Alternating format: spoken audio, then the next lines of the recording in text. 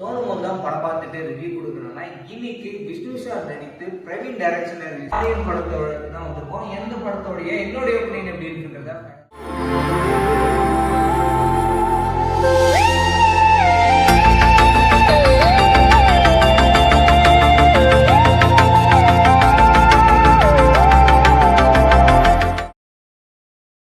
Popular ஸ்டாரை interview எடுத்துகிட்டு இருக்கும்போது எதிர்பாராதமாக reality ஷோவில் நடக்கக்கூடிய சம்பவம், அதன் தொடர்ந்து கதாநாயகன் இந்த கேஸில் இன்டர்ஃபியர் ஆனதுக்கப்புறம் என்ன நடக்குது அப்படின்றதான் இந்த படத்துடைய என்டையர் ஸ்டோரி.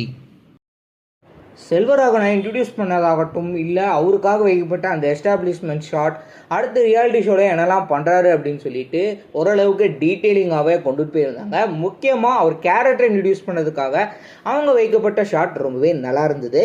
விஷ்ணு விஷால் யூஸ்ஃபுல்லாக அவரோட படம் அப்படின்னாலே ஒரு த்ரில்லர் ஜானரில் நல்லாவே கொண்டு போயிருப்பாங்க. அந்த மாதிரி தான் இருந்தது ஒழிய மற்றபடி புதுசாக சொல்கிற அளவுக்கு ஆகோகோவோ அப்படின்லாம் அந்த படத்தை ப்ரெசென்ட் பண்ணல.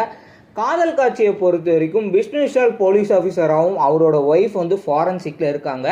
இதனால மிஸ் அண்டர்ஸ்டாண்டிங் வரக்கூடிய இவங்கக்குள்ள இருந்தாலும் டைவர்ஸ் அப்படின்னு சொல்லி அவங்க போனாலும் அதில் இருக்கக்கூடிய அந்த ஒரு கேரிங் ரொம்பவே அழகாக கொண்டு போயிருந்தாங்க. ஃப்ளாஷ்பேக் போர்ஷனில் பாடல் மூலியமாகவே அழகாக அவங்களுடைய விஷுவலை ரொம்பவே அழகாக காமிச்சிருந்தாங்க.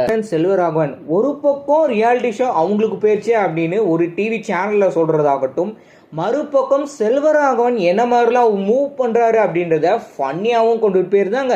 அதே சமயம் இன்ட்ரோவில் பயங்கரமாக கொஞ்சம் கொண்டு போயிருப்பாங்க. ஆனால் அந்த இன்ட்ரோல் பிளாக்கு ஏற்ற மாதிரி செகண்ட் ஆஃப் கொஞ்சம் இல்லை அப்படின்னு தாங்க சொல்லணும். இந்த ஹோல் கிளைமேக்ஸில் கன்வே பண்ண வந்த மெசேஜ் ரொம்பவே நல்லா இருந்தது. ஆனால் அதுக்கு தகுந்த மாதிரி அவங்க பண்ணுறக்கூடிய அந்த ஒரு சம்பவம் ஆக்வர்டாக இருந்தது.